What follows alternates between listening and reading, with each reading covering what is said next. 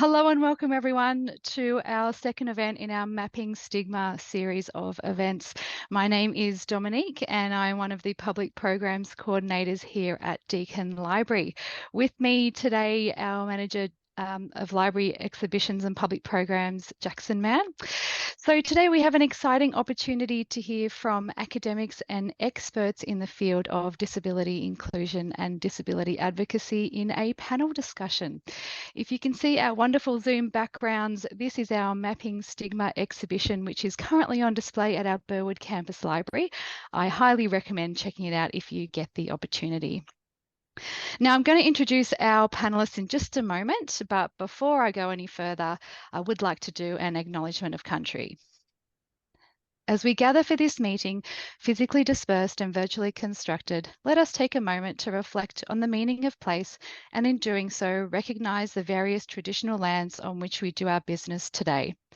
Deakin would like to acknowledge the traditional custodians of the lands on which our university campuses are based, the Wadawurrung people of the Kulin Nation, on whose country our Geelong campuses are located, the Wurundjeri people of the Kulin Nation, on whose country our Burwood campus is located, and the Peegwurrung people of the Maar Nation, on whose country our Warrnambool campus is located. I myself am located on Bunurong country, and on behalf of us all, I pay our respects to all Aboriginal and Torres Strait Islander traditional custodians, elders and ancestors of all the lands of which you may be joining or gathering today.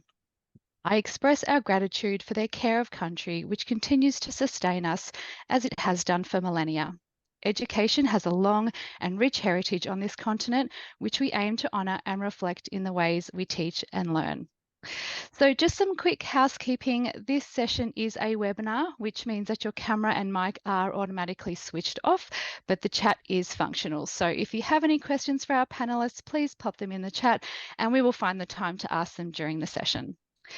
This session is also being recorded and will be available shortly on the Library Exhibitions and Public Programs webpage. Jackson will pop a link to that page in the chat in just a moment for you to bookmark and refer to later. And via that link, you'll also find information and registration details for our third and final Mapping Stigma event, which is a body mapping workshop, and that's coming up on the 14th of September. So without further ado, a very brief introduction to our amazing panellists. Facilitating our panel discussion today is Professor Angela Dew, Discipline Lead, Disability and Inclusion in the School of Health and Social Development and Institute for Health Transformation. Dr. Louisa Smith, Senior Lecturer in the Disability and Inclusion Team in the School of Health and Social Development. Cindy Liu, a passionate young disabled person of colour who works closely with communities and organisations to amplify intersectional voices. And Jackie McKim, a driven diversity and inclusion professional with over a decade's experience in the community services sector and whose work is shaped by her lived experience of cerebral palsy. I'll hand over to you now, Angela, to kick off our panel discussion. Thank you so much. Thanks very much, Dominique, for that great introduction. So these works that you see behind us, and hopefully we'll get a chance to come across to the library and have a look at too, were created as part of an ARC discovery project called Women Marginalised by Mental Health, Disability or Refugee Status. And the aim of the project was really to identify how women negotiate stigma and potential marginalisation to inform health policy and practice. We used the qualitative method of body mapping, which you can see there, to really explore these issues. We had planned to do that body maps in person, but of course, you know, COVID, that we all know so well, meant that we were forced to do most of them online, which actually had lots of benefits for us. As part of the project, we established an advisory group of women with lived experience, and we also employed women with disability as co-researchers to run the body mapping workshops. And Jackie was part of our advisory group, and Cindy was employed as a co-researcher on the project. So it's fantastic to have them with us today. So And Louisa is part of the disability and inclusion team at Deakin and has done a lot of work in the arts area, including body mapping as well. So she'll provide a bit of an overview of her experience there too. So to kick us off, what I'd like to do is just ask each of you to talk a little bit about either your role in the project, for you, Jackie and Cindy, or Louisa, around your experience of using arts-based methods. So I might ask you to kick us off, Jackie, if that's okay. Yes, certainly, Angela. My role was a part of the Women and Body Mapping Advisory Group, as Angela has mentioned. And this group collaborated with the research team to help develop, analyze, and disseminate the research into women's experiences of stigma and marginalisation. The research team believed the inclusion of lived experience on the advisory group was a key factor in ensuring the project was conducted ethically and produced valuable information. So lived experience was applied to an array of discussions throughout the project.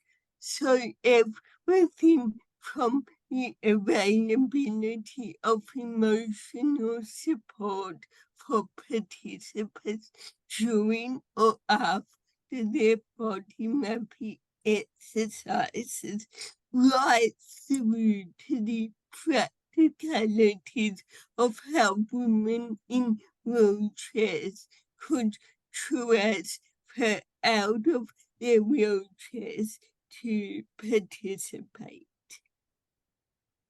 Wonderful. Thanks, Jackie. That was a great overview of the advisory group, which really was an integral part of the project. Cindy, could I ask you to talk about your role? Thanks, Angela. It's been a little while, but in terms of my role on the research project as a co-researcher, I mainly came in during the data collection end of the research, and it came into play and was really for reflecting the researchers' commitment to embed lived experience throughout the research process. As someone with lived experience of being disabled, as well as a person of colour and a woman, it created that instant rapport and safety with all participants. So my main role was to help facilitate the body mapping workshops, which I was really honoured to do, and I felt really rewarding for myself just to hear the experiences of the participants. And it was that kind of safe space where everyone kind of knew or had some kind of experience in this space. And yeah, breaking down those invisible kind of uncomfortable things that might come along with participating in a research project.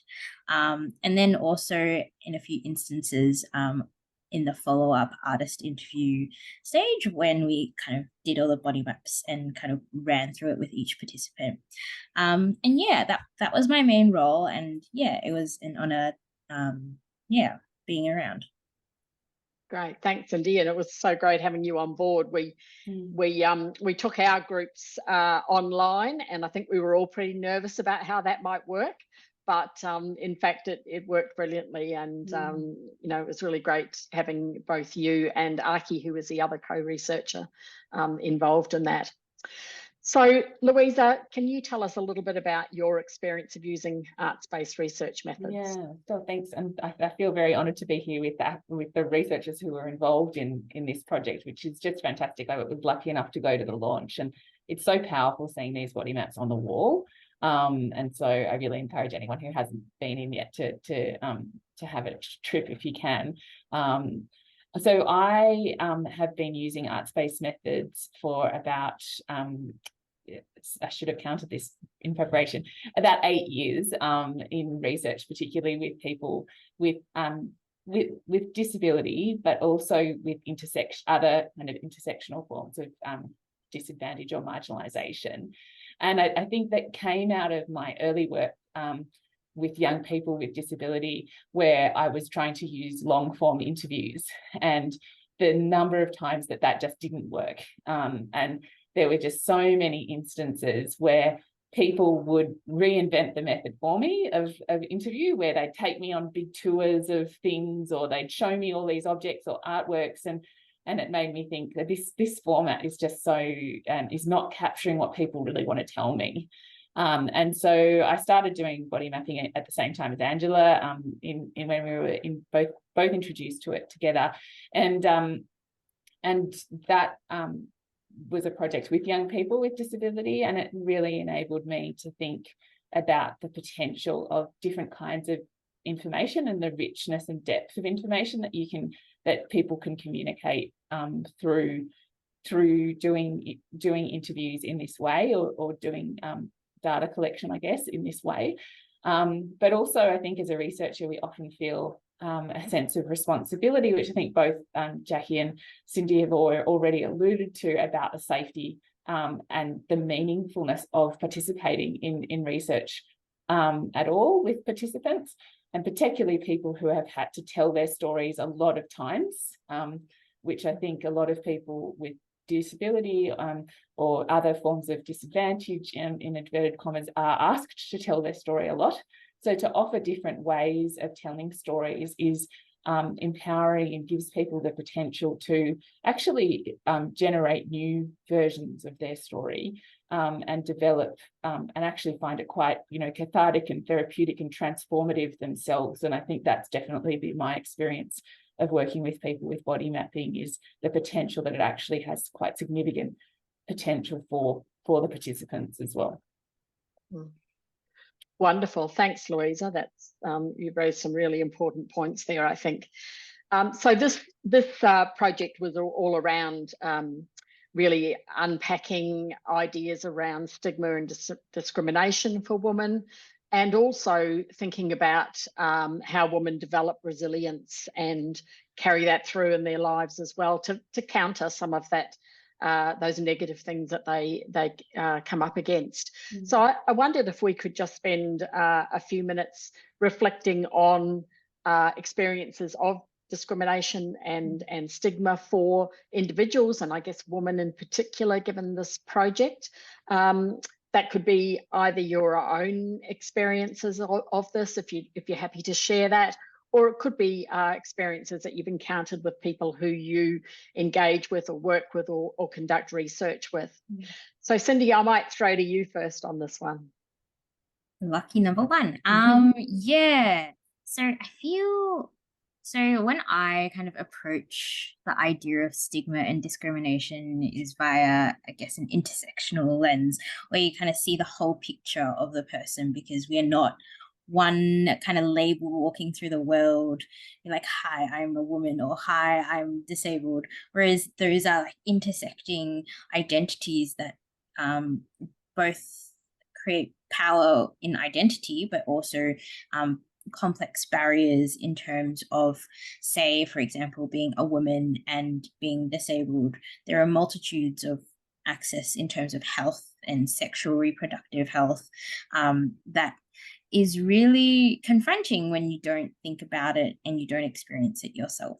So I think, for me at least, that's not a specific example of me, but just a commentary on I guess the broader issues that women with disabilities face, but also the misconceptions around how we involve or engage with people with intersecting identities. For example, I'm from a refugee migrant background. My parents are both migrants, and how that intersects with disability and being a woman as well, of seeking help, and then also those professionals kind of defaulting to the easy answer of, oh, it's because of your culture. It's because you're from a refugee migrant background, and therefore we are going to blame that instead of further exploring what might be there, and then also providing the adequate support and a safe space to explore and kind of go through the motions, instead of being like, that's it, and that's the problem. And obviously different cultures, there are various reasons why various things might happen. The biggest thing that comes to mind right now is, I guess, domestic violence or gender-based violence in cultural settings. And it's not because the culture. There are maybe added layers to why these things might happen. And then the discrimination comes, or the stigma might come, when you engage outside of your culture, where you're like, I need help, but these people keep saying it's my family's problem or it's my culture's problem. And that's not really addressing the core of the issue and reaching into the complexities of intersectionality. Yeah, fantastic. Thanks, Cindy.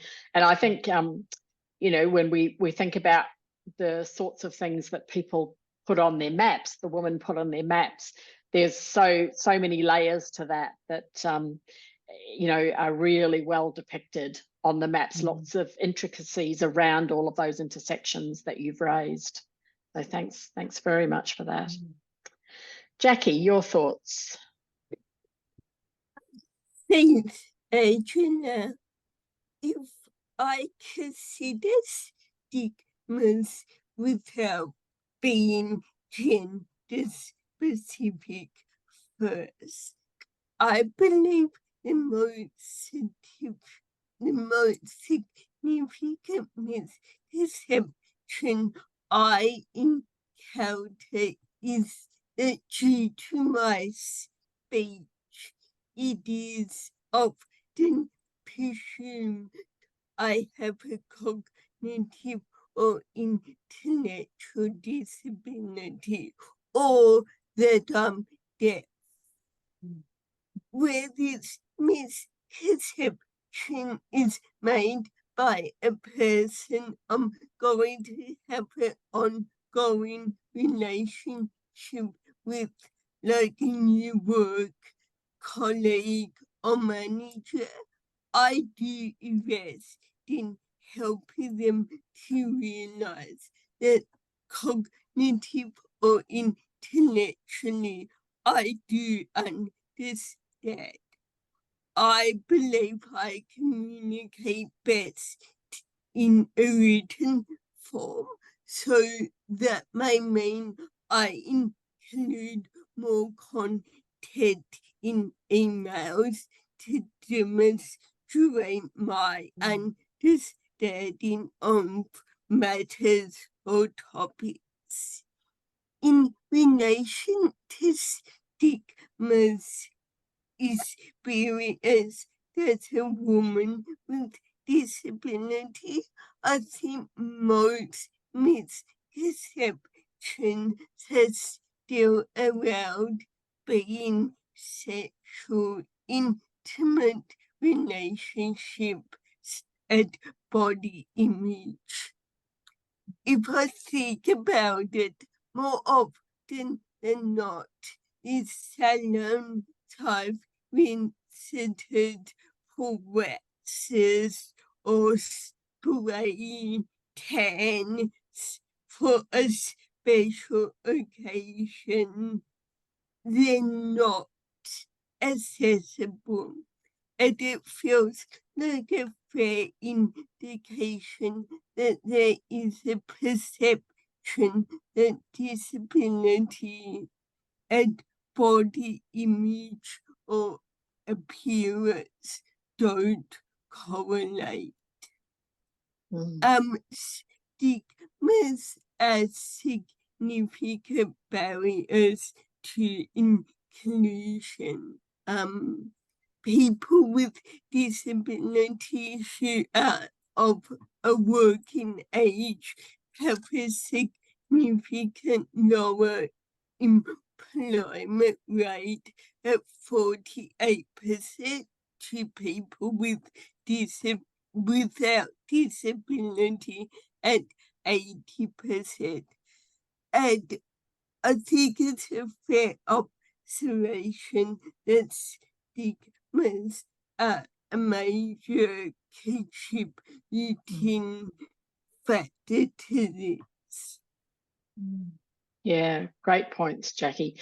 And that attitude, the attitudinal stuff that you've talked about there, again, came through so powerfully on the body maps, and around, you know, your own attitudes about yourself, which is reflected and reflective of the attitudes of that you encounter within society as well, isn't it? And just you know, how that intersects, and I hope we'll have some time to unpack that a little bit more as well.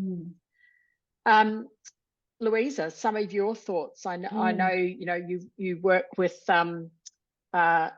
people with dementia, and I thought maybe you could reflect on that a little bit too. Yeah, I will. I mean, to like both Cindy and Jackie, that's such powerful reflections. I think I'll go a very different direction and just talk about briefly about two examples that I have doing body mapping, just so that we can link to the body mapping with people who are in residential aged care. And so that's a group of people I did some body mapping with who are living with dementia, and another group who are women who are support workers, aged care support workers.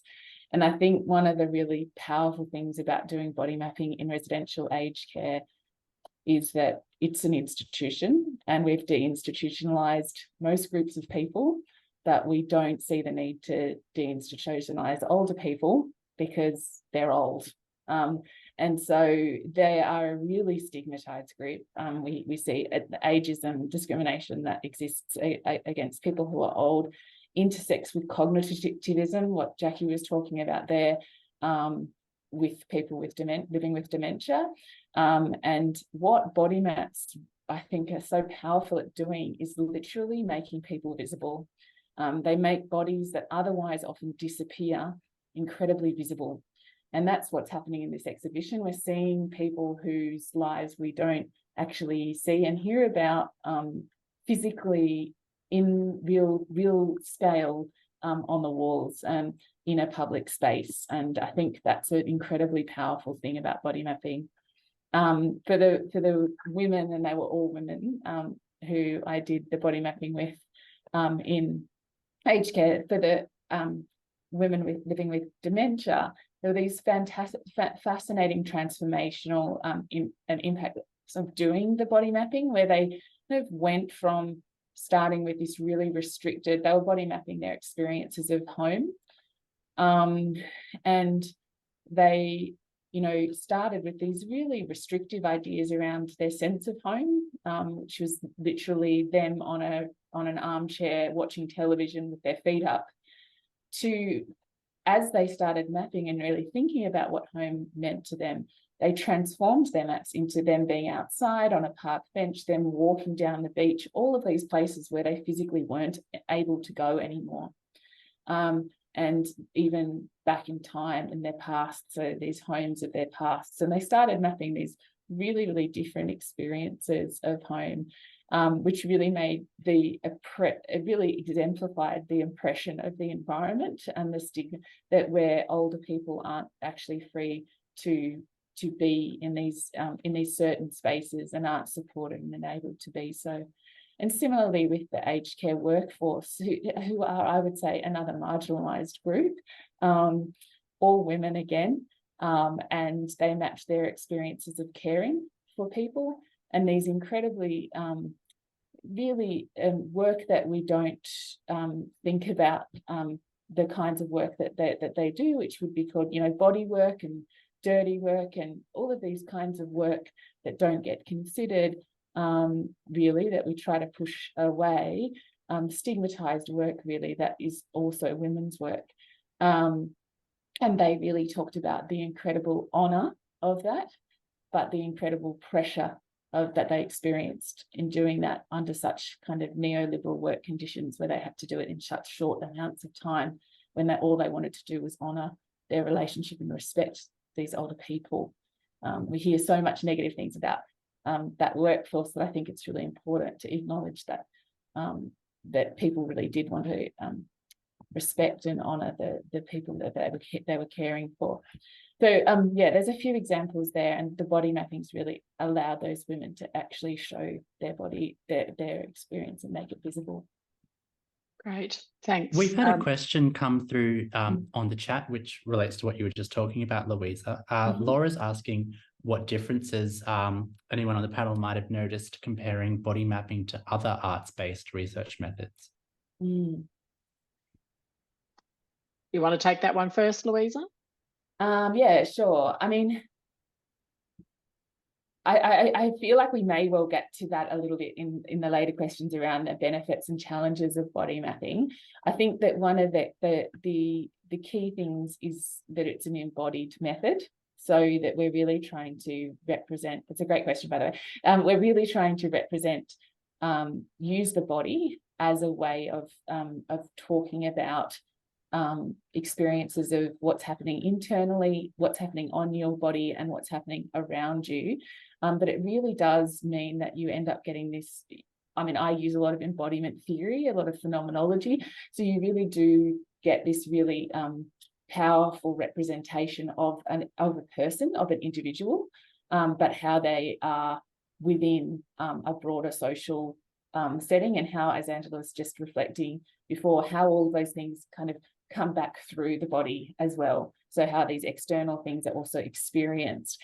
So body mapping is really explicit about that. It also comes from a therapeutic background, and I think I've told this story before to Angela, that the first time I did a body mapping workshop, I thought I'll demonstrate it first, and I was asking people to body map a really difficult change or transition that they'd experienced in their life. So I thought, oh, I'll just do my experience of postnatal depression. And so I lay down on the mat to map this out, and I nearly burst into tears. It is actually a really physical and engaged method. You physically place yourself on the page in the position that represents what you're trying to communicate. So in my case, it was the fetal position, and that isn't uncommon. So I think that that was the wrong choice. Like, don't do that. That's a lesson what not to do when facilitating a workshop. But it is a really powerful therapeutic approach as well. Like, we actually are asking people to embody, like, not just represent their embodiment, but be embodied in that. And that's quite different to some other arts-based methods that I've used, where I've used more with people with dementia. We've co-created some sensory objects, for instance, to support care and communication and connection. And those methods are really playful, and they're really about connection, and they are about connection all the way through. And so it's much more about relationship. So I think that a lot of that whichever arts-based method that you choose, it's done with the purpose of the focus of that particular project. That project was focusing on connection, so we had to choose playful methods that allowed people to connect. And so it involved a lot of making and object touching. It was with people with advanced dementia, so they needed to be able to use connect non-verbal, without using any verbal communication at all. So all tactile, physical. So those kinds of methods were used in that project, very different from what I've aimed to do in my body mapping work. So I hope that answers your question. Yeah, that's great, thanks. And just as another example of that, Priya Vaughan, who's on the session today, who project managed this Mapping Stigma project, and some years ago we worked with Aboriginal communities looking at their experience of planning for the National Disability Insurance Scheme, and we adapted the very individualistic approach of body mapping to create community maps where people worked as groups from a local community and decided what was important for them locally to have on their map, things that both facilitated their engagement in the National Disability Insurance Scheme and things that were barriers to that. And we, again, they created some really powerful visual images that depicted those things at that level. Can I just riff off that? Just one more comment.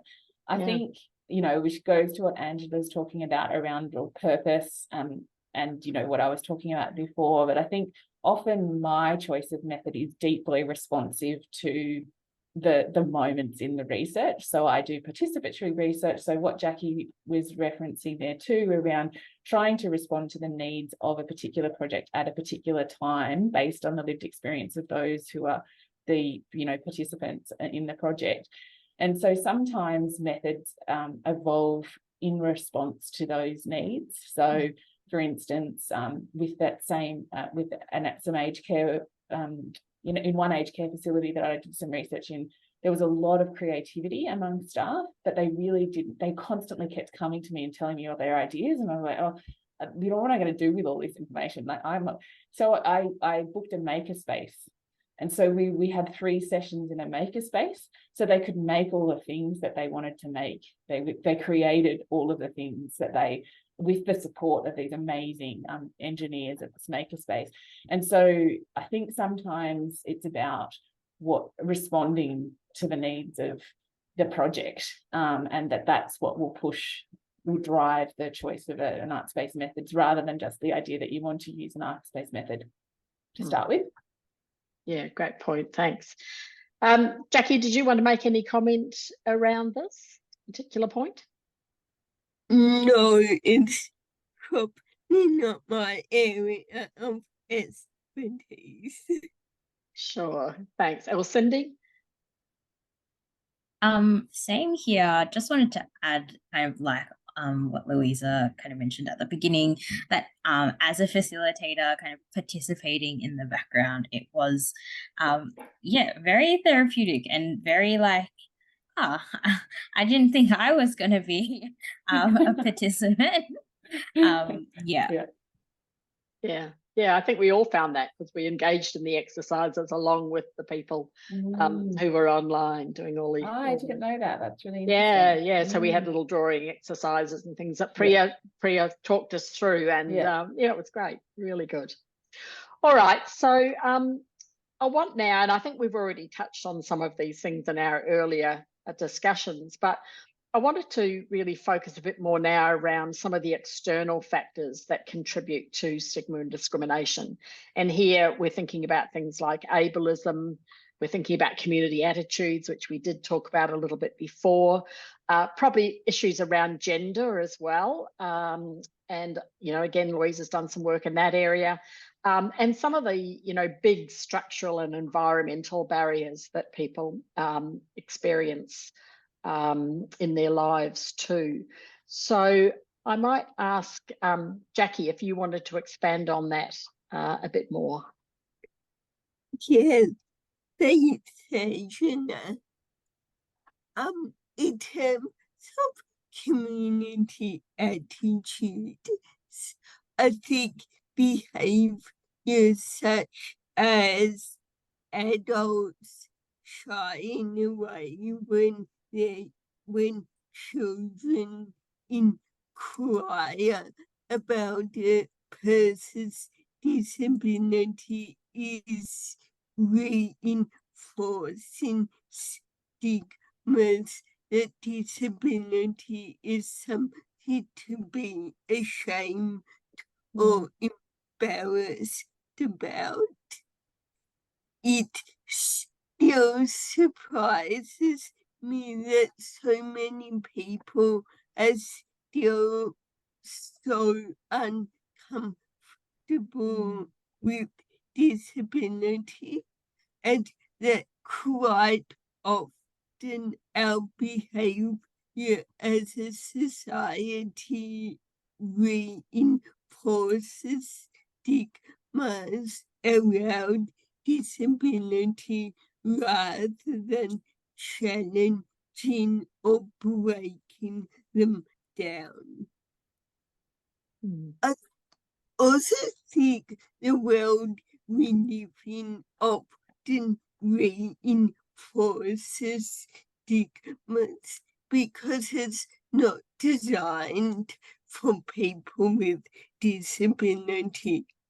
So a common misconception is that it financially costs companies more to employ people with disability due to the fact they sometimes require workplace adjustments.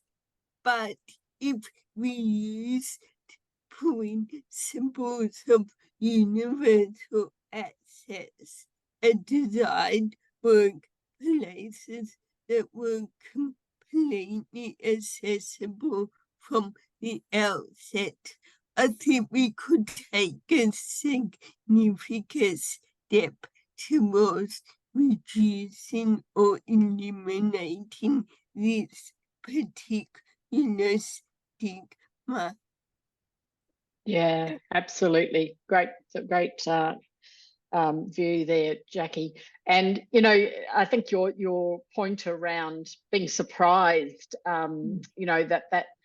that stigma around disability still exists. For me, I always say to people, 1 in 5 people in the Australian community have a disability, and I don't know anyone who doesn't have a disability, have a family member, a friend, a colleague, an acquaintance even, who has a disability, because it is, it's just part of our society and community. And so, really important to think about those things. Louisa, anything that you'd like to add there around those external I think factors? I talked a bit about this when I was talking about ageism and those kind of structural ways in which that ageism intersects with ableism, and but I could add a program of research that I do is with LGBTIQ+ people with dementia. I've just said that acronym incorrectly, which is a part of my own dyslexia, which is a real problem when you've got to constantly say acronyms.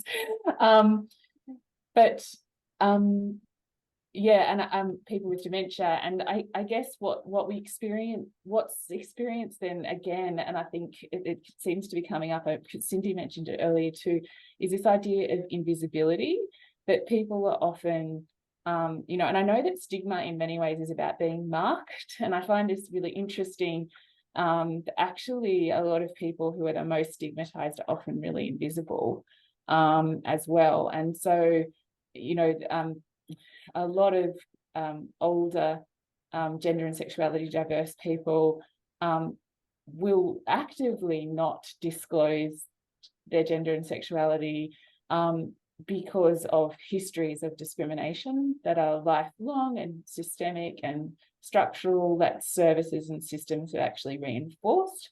So, healthcare has actually been implicit in the discrimination and violence against LGBTIQA+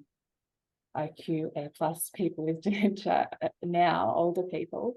And so it's really, really hard then to actually find ways to adequately support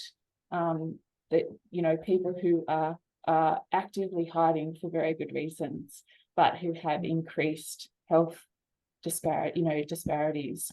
And I'd say that there are other groups who fit into these similar, who similarly will avoid complaints, for instance. And Andrew and I both work a lot with people with disability from refugee and asylum seeker backgrounds, for whom the idea of being able to seek help but also make complaints if something does go wrong within that is completely antithetical to a whole lived experience of torture, violence, trauma. And so I think that this idea is really important too, in terms of the structural and systemic things that need to be addressed, in terms of how do we bridge these gaps between stigma and invisibility, and also supporting reaching out to support to support engagement and access, inclusion. Fantastic, thanks. Jackson, I know you've got the maps there, and I just wondered if you could perhaps just bring up the map of the woman with the two sticks. Absolutely.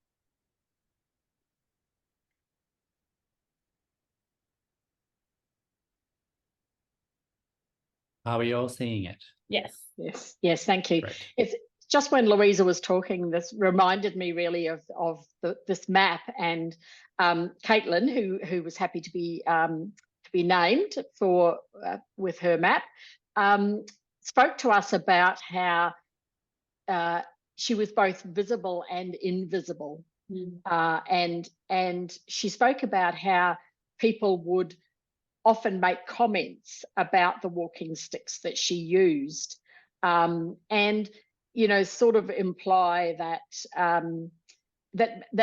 why did she need them, and was it something, an accident that she'd had or whatever. Ask quite personal questions about why she was using the sticks. And so she decided that she was actually going to highlight those sticks and claim them as part of her identity. And she had painted her sticks, as you can see, as she's represented on her map, in bright colours.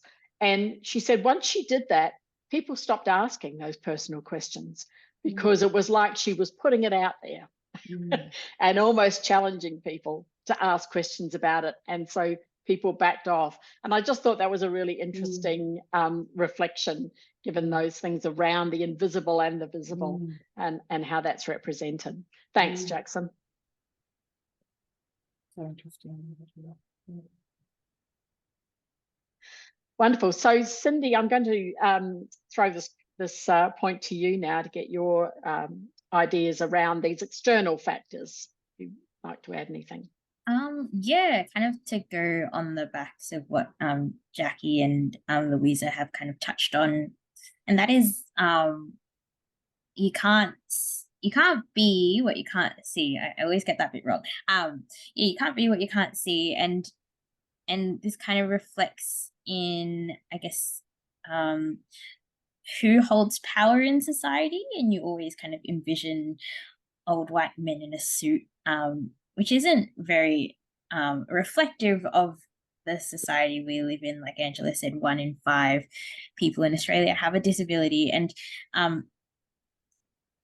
those who don't appropriately represent those who they're kind supposed to represent, they lack the knowledge or lived experience to appropriately make decisions for others, for quote unquote people of marginalised backgrounds. And I think this also trickles into research itself. And I am aware I am not a researcher, and there are many in this room. So don't come for me. But it is when you think about when communities who are underrepresented in research, how they view research, they see it as an ivory tower, stuffy, very rigid thing. Whereas I think this is a great example of researchers reaching out and understanding community and community needs, and how different people communicate in different ways. And it's a bit of a, I guess, dare I say, a decolonization way of thinking about research, whereas traditionally research is like, let's get all of the numbers, and if you don't have evidence or proper sources, they're wrong. Your experiences are not valid. Whereas that is what's happening, that's what's on the ground, and breaking down those barriers between them and us seeps all the way from decision making, which is informed by research, and then research also needs to kind of reach out and say, hey, we're not a stuffy ivory tower. Come talk to us. And in this instance, it was through body mapping. And I thought, at least through my experience, it was a really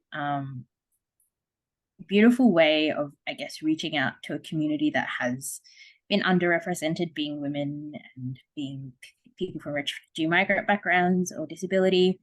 And yeah, people have been burnt in the past. When you come from marginalised backgrounds, you are very wary of others, and especially researchers when they want to poke and prod you for very invasive information.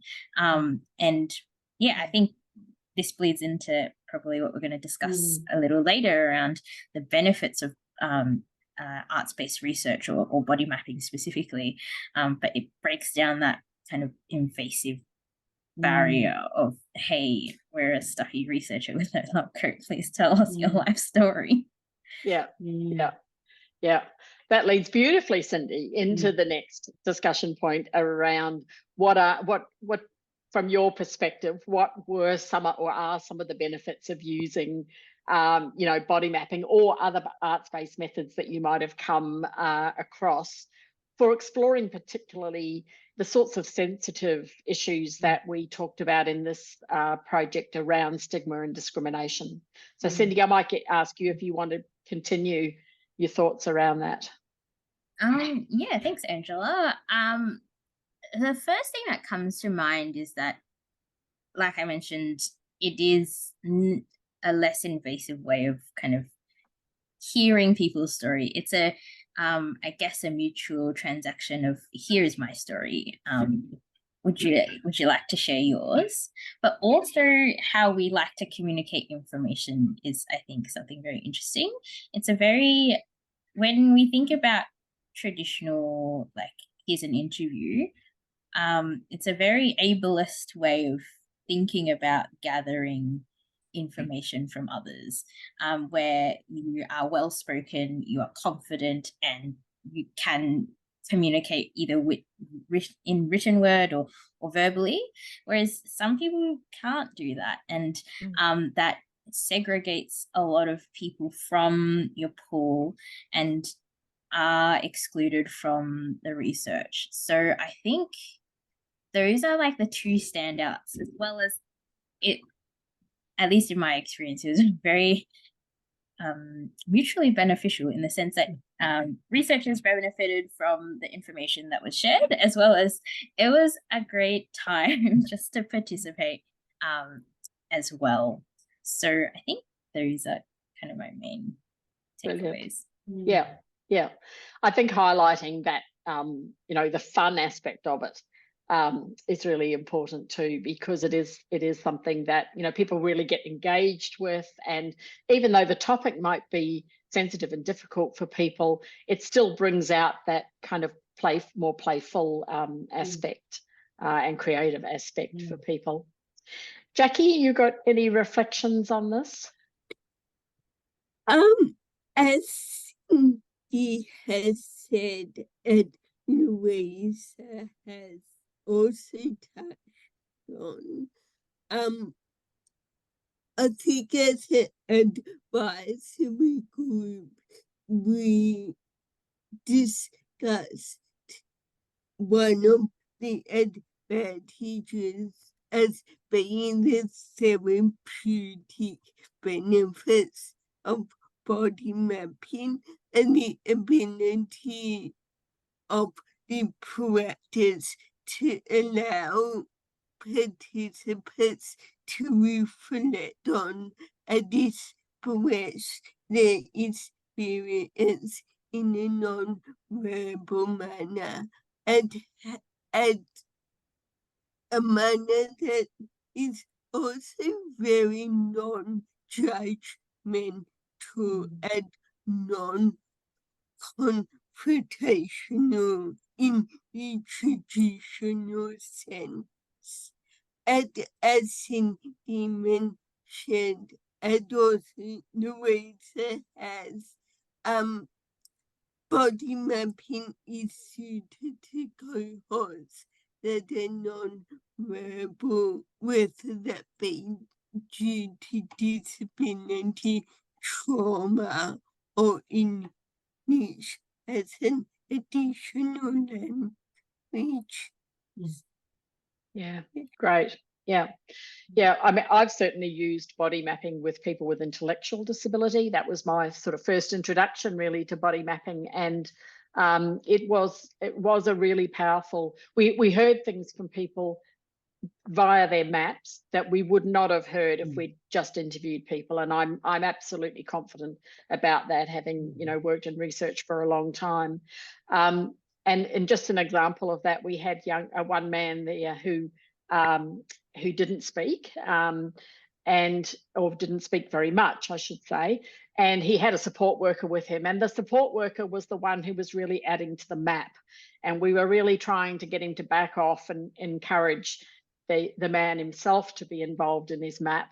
But the support worker was pretty insistent and kept adding things to the map until the young man went over to the table where we had lots of resources laid out.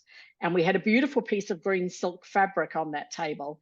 And he took that piece of fabric and he went to his map and he flicked it out and covered the entire body, just had his head above the line of the silk.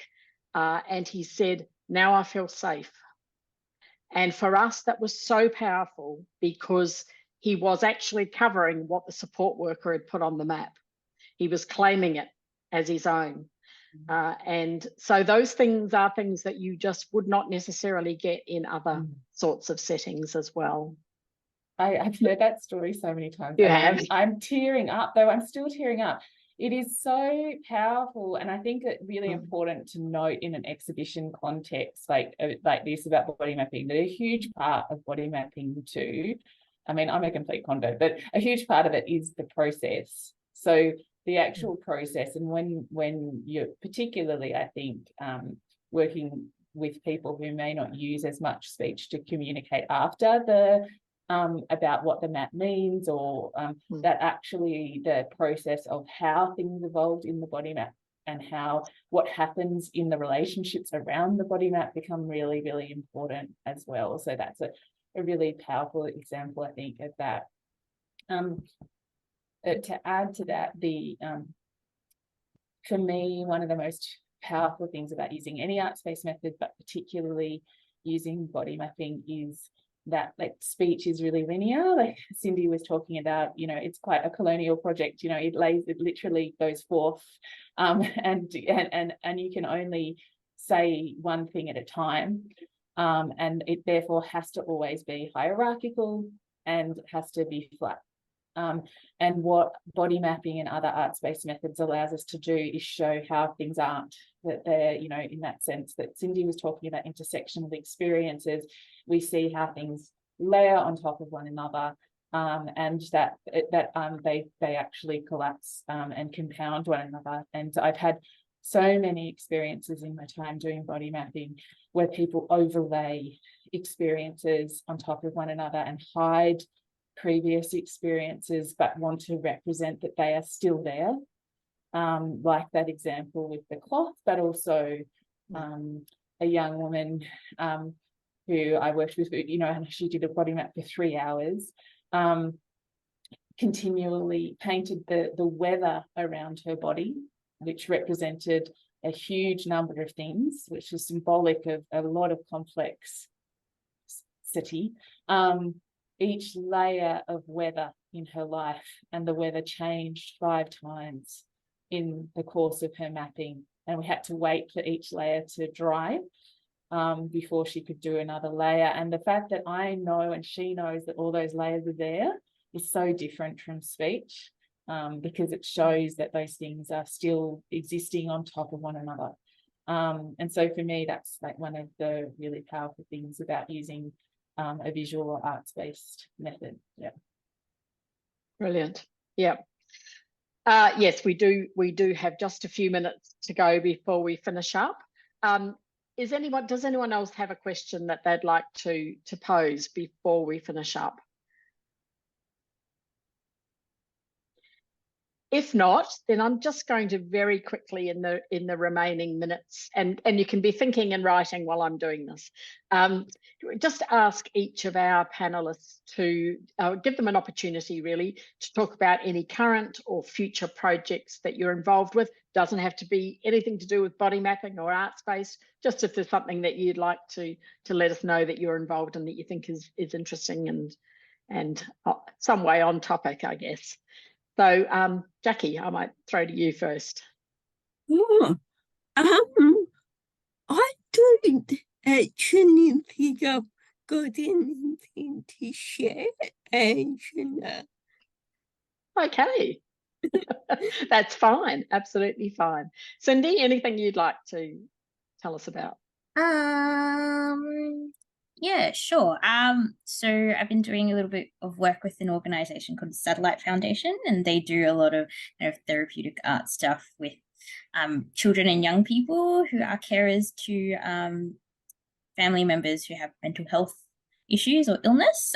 They do really interesting stuff. If you ever want to check them out, they're going through an evaluation and it's going pretty well. But otherwise, Children and Young People with Disabilities Australia just launched a employment platform for young people and employers. So if you or anyone in the audience need young people to do work, feel free to check it out. It's online. Great. Thanks, Cindy. And Louisa, anything you'd like to share? I'm currently doing a project on LGBT plus older people with dementia and the peer supporters who support them, so peer folk who support them. And I just thought I would add that we do have, I think that the body that everyone who's represented on these artworks is a physical body that have done themselves as a physical body, but in that work, a lot of people who are gender diverse have done created incredible representations of themselves that are not at all the physical body. So I just wanted to add that body mapping doesn't actually have to be the mapping of a physical body. And that's, Yeah, good point. All right, well, look, I would really like to thank each of you for your time today. This has been a fantastic discussion, and I think we've covered so much ground in it, and I'm so pleased that it's been recorded and that it will be available. Louisa and I might think about how we use it in our teaching in the future, because we're always looking for teaching materials as well. And so I'd just like to finish up by firstly thanking the library team yet again, that this exhibition and this part of the exhibition would not have been possible without their fantastic work. So thank you so much. And I'd also like to encourage you, if you're interested now in what this body mapping thing is all about, to come along to our body mapping workshop. Please do register, because we'll have limited space. It'll be in the library at Burwood, Deakin Library, on Thursday the 14th from 12 to 1:30 p.m. So we'd love to see people come along and be part of that. I'll throw back to you, Dominique. Lovely. Thank you so much, Angela, and to all of our panelists for such a rich discussion today. And also to all of our attendees for attending. We thank you. Please keep an eye out on the Exhibitions and Public Programs webpage for the recording. Jackson's popped the link in the chat, and feel free to distribute widely. Have a wonderful day, everyone. Thank you so very much. Thanks very much. Thank you. Thanks, everyone. Bye. Thanks, everyone.